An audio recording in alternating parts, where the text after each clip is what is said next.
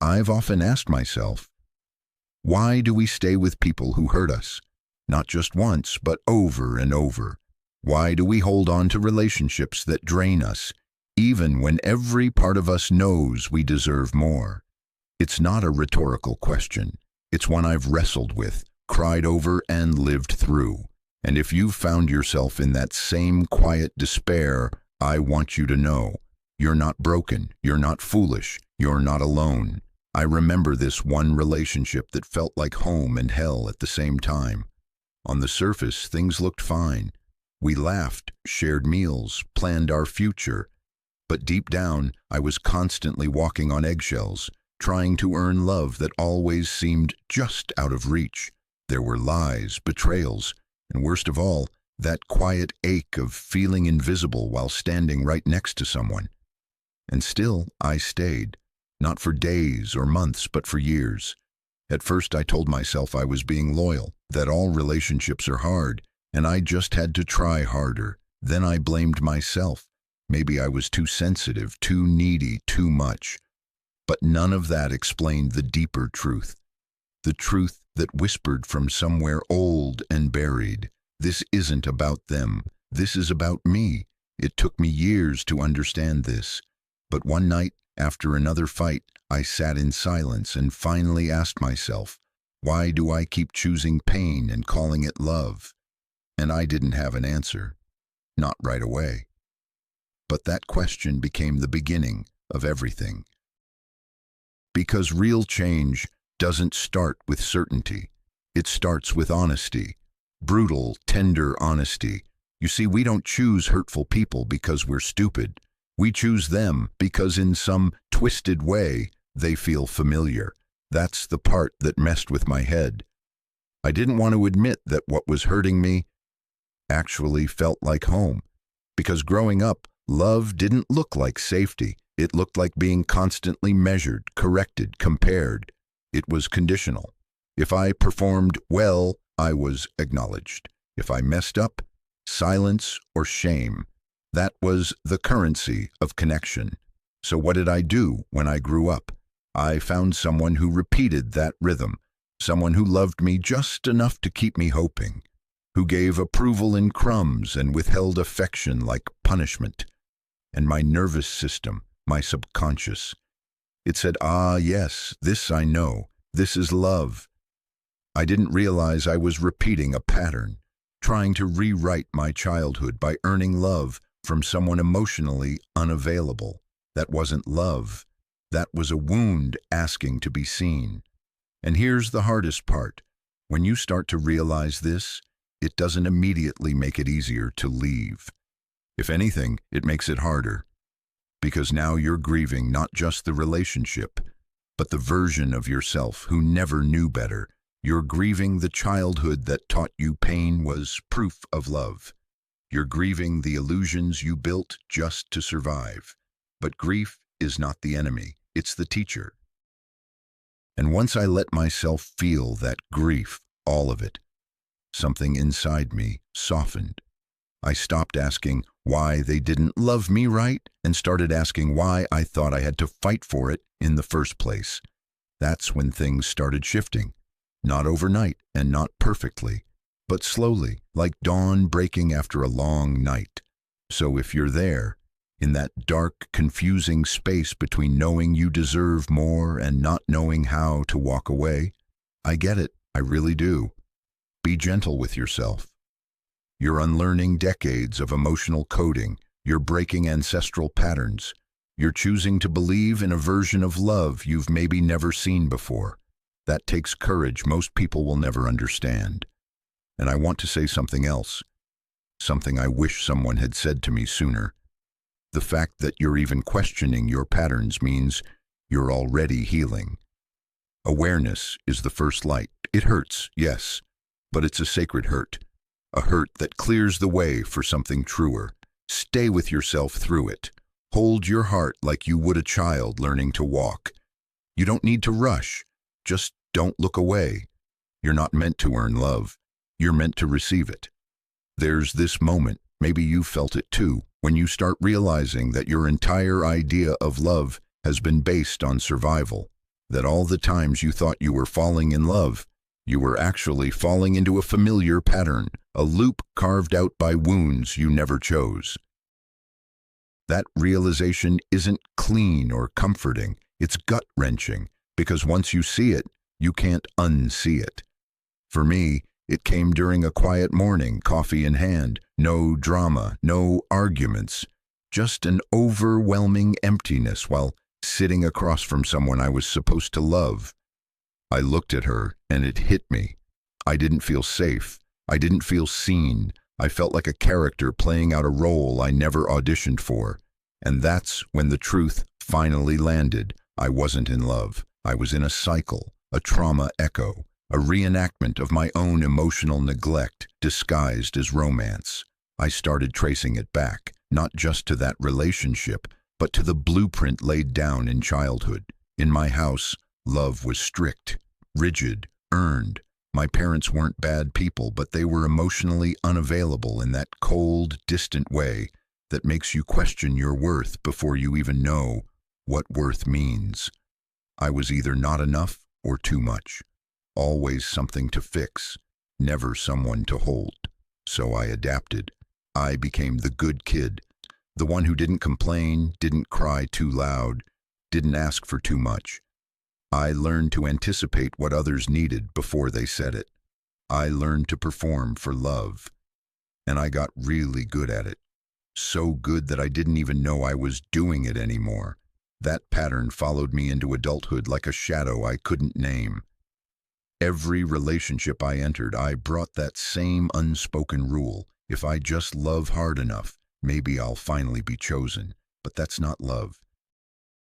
That's fear wearing perfume. When I started reading Jung, it was like someone was finally translating the chaos in my chest. He said, "Until you make the unconscious conscious, it will direct your life and you will call it fate." That hit me like a thunderbolt. I wasn't cursed. I wasn't broken. I was just unaware. I was following a script I didn't write, thinking it was the only story available to me. And slowly, I began to rewrite it. I started asking myself hard questions, not to judge, but to understand. Why did I feel safer with people who criticized me than those who praised me? Why did affection make me suspicious while inconsistency made me try harder? Why did I call it passion when it was really anxiety? These weren't just intellectual questions. They were emotional surgeries, peeling back layers of protective behaviors I'd carried for decades. I cried, a lot. I raged. I blamed. But underneath all that noise was something softer, a part of me that just wanted to be held without having to earn it.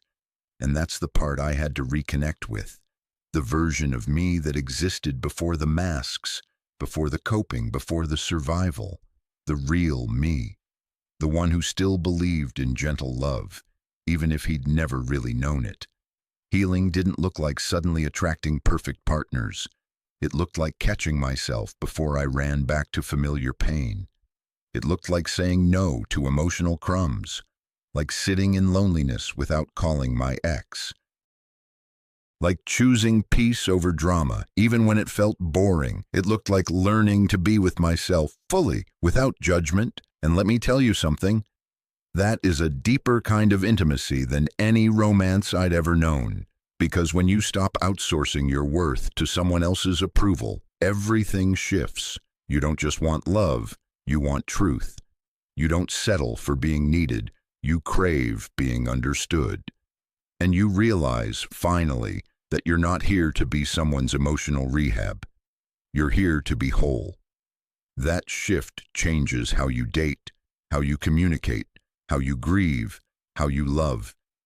It makes space for real connection, not the kind that completes you, but the kind that meets you. And maybe that's the most powerful thing we can do in this life. Meet ourselves fully and decide we're worth loving exactly as we are. Somewhere along the way, I realized I had no idea what love actually felt like. I mean real love, the kind that doesn't suffocate, doesn't manipulate, doesn't make you question your sanity every other day. For so long I thought intensity was love, that butterflies meant passion, that anxiety was proof that I cared, but it wasn't. It was emotional addiction, and it took me losing myself to finally see the difference. Love, I've come to understand, is quiet, steady. It lets you breathe. It doesn't demand you shrink or perform. It doesn't punish you for having bad days or silence you when you need to cry. Love holds space. And most of all, it lets you be. But when you've spent your life in emotional survival mode, that kind of peace feels foreign, almost boring, like something you haven't yet learned how to trust. That's how I started uncovering the difference between love and dependency. Dependency is a beautiful liar. It whispers, you need them, not because they support your growth, but because they fill a void you've never learned to hold on your own. With dependency, your mood depends on their attention. Your worth hinges on their validation. Their silence breaks you. Their approval revives you. It's a seesaw of emotional highs and crashes, and your whole being becomes addicted to the ride. I remember waking up and checking my phone immediately, not because I had something to say, but because I was terrified of silence. If they didn't message, my chest would tighten. I'd scroll through old texts looking for signs, replay conversations, invent excuses for their absence. My mind was a courtroom and my heart the only one on trial. That wasn't love. That was abandonment trauma in disguise. When I finally began to untangle the roots of that dependency, it was painful. I saw how much of my identity I had poured into the idea of being chosen, how I confused attention with care, control with commitment, jealousy with devotion. It wasn't about partnership, it was about validation, and without it, I felt like I was disappearing. So I started practicing something radical. I stopped chasing. I stopped explaining. I stopped trying to fix people just so I wouldn't have to sit alone with myself. Instead, I turned inward and began asking, what am I running from? At first, the silence was unbearable.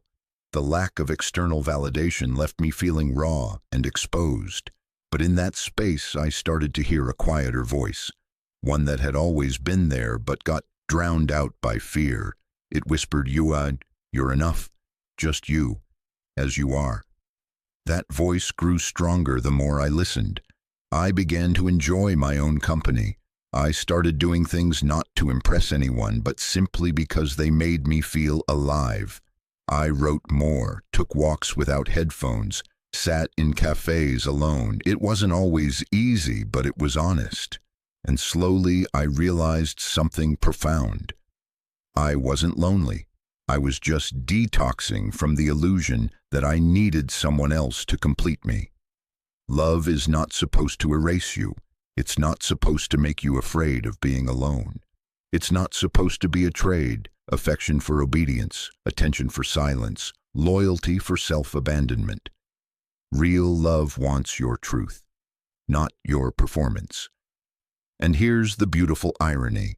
The moment I stopped needing someone to rescue me, I stopped attracting people who wanted to be my savior or my captor. I started attracting people who respected my wholeness, who weren't threatened by my independence, who didn't need to own me to love me. That's when I finally understood. You cannot truly love another until you've learned how to stand with yourself. Dependency says, without you, I am nothing. Love says, with you, I am more. But even without you, I remain whole. If you're in that space right now, where love and dependency feel tangled, be gentle. You're not weak for feeling attached. You're human.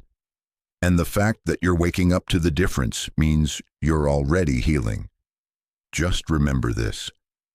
No one can be your home until you've built one inside yourself.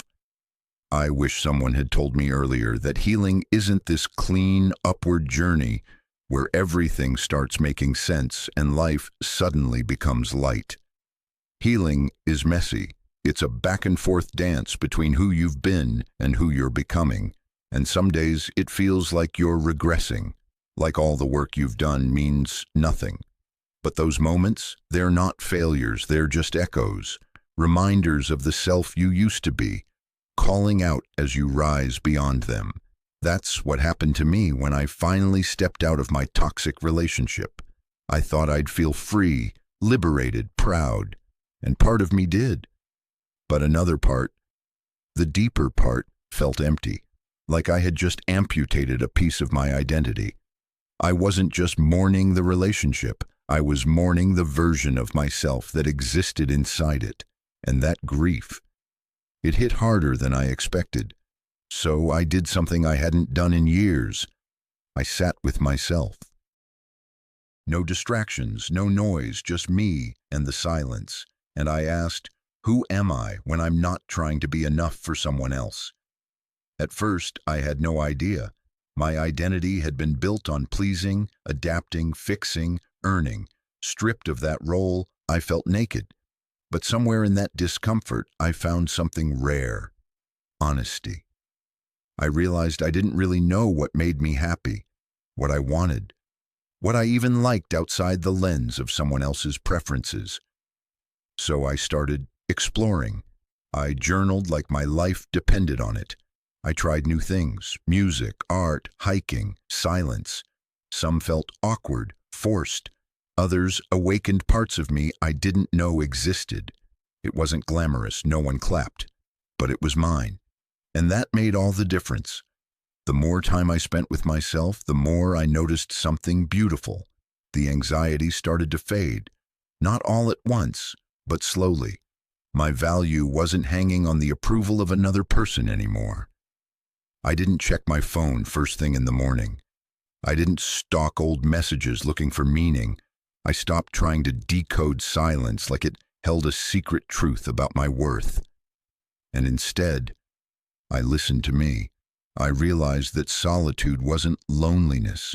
It was sacred space, a kind of emotional reset, a chance to hear my own voice after years of static. And in that space, I started asking better questions, not why didn't they love me, but why did I think I had to stay where love wasn't? That shift changes everything. Because once you begin to know yourself, you stop bargaining for love. You stop shrinking to fit into someone else's life. You stop seeing yourself as half of something and begin to embrace your wholeness. That's the truth no one tells you about healing. The more you know yourself, the less you'll tolerate what hurts. And not in a bitter, guarded way. In a peaceful, grounded, I love me too much to stay here kind of way. It's not that relationships become perfect, they don't. But your standards change. You stop being impressed by grand gestures and start paying attention to consistency, to presence, to respect. You no longer chase emotional highs. You seek emotional safety. And when someone disrespects your boundaries, you don't beg, you walk. And here's what's wild. The more rooted you become in yourself, the more you attract people who are also whole. Because like recognizes like. You stop relating through wounds and start connecting through truth. It's no longer about completing each other. It's about walking together side by side, with mutual admiration and space to breathe. So if you're rebuilding yourself right now, if you feel lost or raw or tired, I just want to say, you're doing sacred work, even if no one sees it, even if it feels slow or uncertain. Every moment you choose yourself, every time you sit with the discomfort instead of running, you're creating a life that's real, a love that's honest, a foundation that can't be shaken by someone else's absence. Keep going. The home you're building inside yourself is worth everything. There comes a point when you stop asking if someone is the one and start asking a different, deeper question. Who am I when I'm with this person? That question changed everything for me.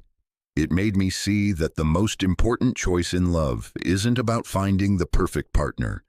It's about choosing someone who brings you back to yourself. For most of my life, I looked for people who would fill the holes in me. I wanted them to give me what I couldn't give myself: reassurance, safety, purpose, even identity. But no one can carry that weight for long. Eventually, the cracks show. They pull away. I get anxious. The cycle repeats. And it's not because I chose bad people. It's because I didn't know how to choose from a place of wholeness. That changed when I started asking real questions. Not about them, but about the we. Were we building something together or just coexisting out of habit? Did we inspire each other or just survive side by side? Were we partners in growth or were we trapped in a performance? I began to realize that love, real love, is about more than chemistry or shared interests. It's about how two people show up for each other in the everyday, when things aren't romantic, when the mask is off. When life is hard and no one's posting pictures, that's where the truth lives. One of the first questions I learned to ask myself was, can I be fully myself with this person? Not the polished version, not the agreeable version, the real me, weird quirks, messy emotions, flaws, and all.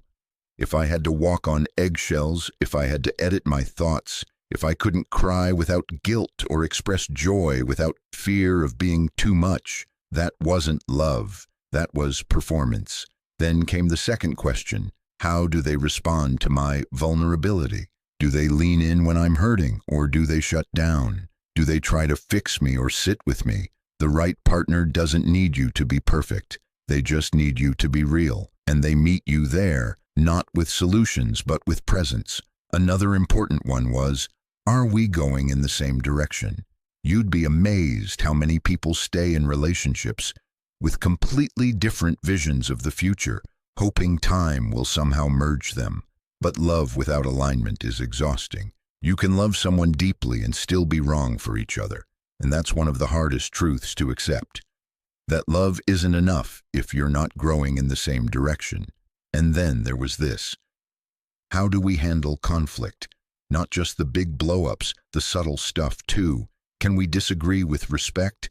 Can we repair after rupture? Or do we punish each other with silence, guilt, manipulation? Conflict isn't the enemy. Avoidance is. A relationship where you feel safe enough to disagree is one worth holding on to. One of the biggest red flags I ignored for years was a lack of emotional support. I used to think love was just about being there for the good stuff, but a true partner shows up in the shadows. They believe in you when you've forgotten who you are. They celebrate your dreams without shrinking your light. They remind you of your worth, not because you asked, but because they see it. And finally, and maybe most importantly, I asked, do I feel respected? Not just in public, in the little moments, in how they speak to me when they're tired, in how they honor my boundaries, in whether they truly listen. Love without respect becomes control. It becomes fear. It becomes something that looks like love, but leaves you feeling small. The truth is, choosing a lifelong partner is less about finding someone perfect and more about finding someone who matches your peace. Someone who honors your journey, not just your highlights. Someone who doesn't need you to be fixed, but simply present. Someone who meets your depth with their own. So if you're with someone right now, or hoping to find someone soon, don't ask if they're your other half. Ask if they see you. If you feel more you when you're with them. If you both are willing to grow, to stumble, to rise together. That's the kind of love worth choosing, not the one that completes you, the one that meets you. There's this quiet kind of love that doesn't make headlines or show up in movies. It doesn't sweep you off your feet or leave you breathless, but it holds you. In your mess, in your doubt, in your silence. It's the love that sees you not as a project, not as potential, but as a person. And when I finally experienced even a glimpse of that, everything in me softened. Because for the first time, I didn't have to prove I was worth loving. That's the kind of love I want you to wait for, but let me be honest. Getting to that place wasn't just about finding the right person. It was about becoming someone who believed they deserved that kind of love.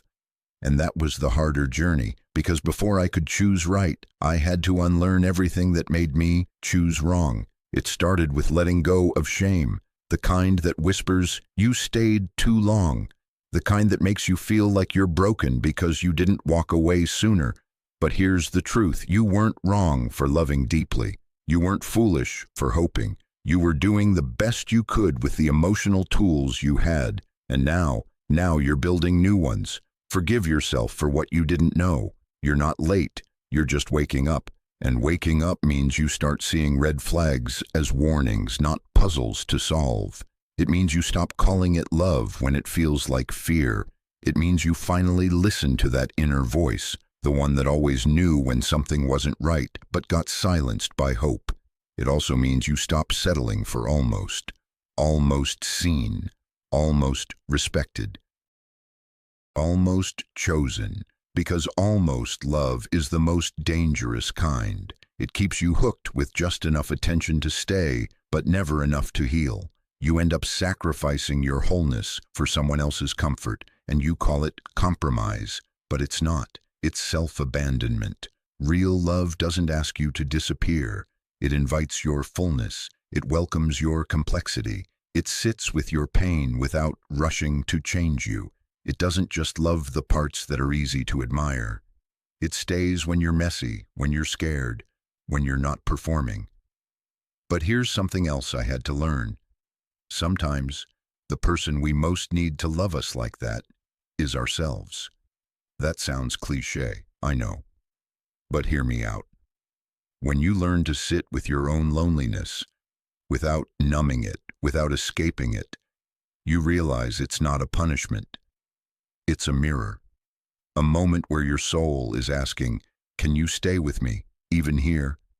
And when you say yes, even trembling, that's when the healing begins. You start doing things for you, not to impress anyone, not to fill space, but because you're building a life that feels like yours. You take yourself on walks, you laugh out loud alone, you rest without guilt, you draw boundaries without apology, and slowly you become the kind of person who doesn't just want love, you embody it. From that place, you choose differently. You don't chase, you don't cling, you don't beg for what should be freely given. You meet people eye to eye, not from below. And if someone tries to dim your light or make you smaller to fit their comfort, you walk away with your head high, not because it didn't hurt, but because you finally know who you are. You were never too much. You were never too sensitive.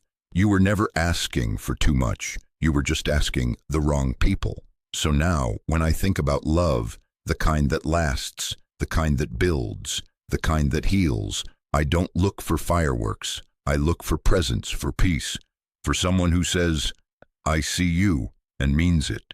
Someone who doesn't need me to shrink or shine on command. Someone who meets me where I am and walks with me toward where we both want to go. And I hope, more than anything, that you find that too. But first, find it in yourself. Because once you do, you'll never mistake pain for love again. I think the most beautiful thing about this journey, this long, messy, raw journey back to yourself, is that one day you wake up and realize you're not afraid anymore. Not afraid of being alone, not afraid of choosing yourself, not afraid of letting go. And when that moment comes, it doesn't arrive with a bang. It comes gently, like sunlight creeping in after a long storm. Quiet, steady, undeniable. That's how I knew I had changed. I wasn't looking for someone to save me anymore. I wasn't looking for someone to validate me. I wasn't asking, will they stay? I was asking, do they align with my peace? It's such a subtle shift, but it changes everything. Because once you stop needing love to fix you, you start choosing love that frees you. That's when I began to see with clarity what used to be fog. I saw how much energy I had poured into relationships that didn't nurture me, not because I was weak, but because I didn't yet believe I was worth more. I forgave myself for that. Truly, because when you know better, you do better. But before that, you survive, you learn, you stumble, you grow, and eventually, you rise.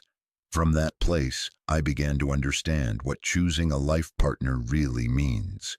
It's not about finding someone who checks every box on a list. It's about resonance, safety, shared values, a deep, honest friendship that allows space for both of you to evolve. It's about building something together, not losing yourself in someone else's story. So how do you know when it's right, when it's real? It's when you don't have to hide, when your laughter comes freely, when your tears aren't seen as weakness but as truth, when you fight because you will, but you fight fair, you repair, you return to each other, not out of obligation but out of love, out of choice. It's when your quiet is respected, your no is heard, your boundaries are honored without being questioned. It's when you're allowed to grow, even if it's uncomfortable, even if it challenges the relationship. Because the right person doesn't fear your growth. They welcome it. They grow with you. They don't clip your wings to feel safer. They open theirs and rise beside you. And when it's not right, you'll know that too. Not because it's painful, though it often is, but because it costs you your peace. It asks you to fold in on yourself. It dims your light. And even when it feels familiar, it won't feel safe. And that's the difference. Real love feels like freedom, even when it's hard. So now, when I choose people, not just romantically, but in every relationship, I ask, do I feel safe here? Can I be soft here?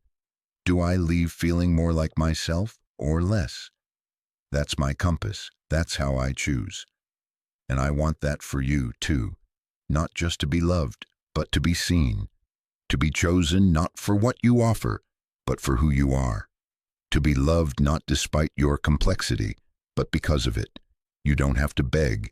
You don't have to bend. You don't have to prove. The right people will never require you to betray yourself to stay. So take your time, be intentional, ask the hard questions, listen to your body, it always knows.